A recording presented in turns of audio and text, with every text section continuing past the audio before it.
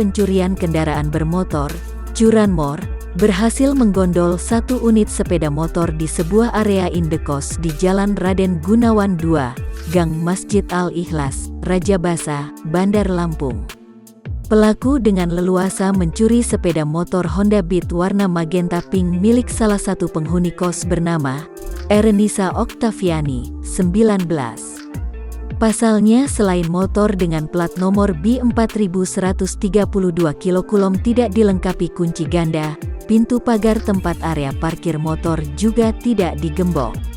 Menurut Erenisa, aksi pencurian tersebut terjadi pada hari Kamis, tanggal 23 September tahun 2021, sekitar pukul 16 waktu Indonesia Barat.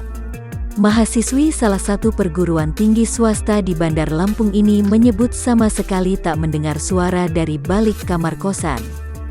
Bahkan dirinya baru mengetahui, motor miliknya hilang setelah diberitahu oleh temannya. Erenisa menambahkan, kondisi kosan pada jam-jam tersebut memang sepi. Terlebih lagi sebagian penghuni kosan sedang beraktivitas di luar. Namun dirinya tak menyangka menjadi korban dari pelaku curanmor.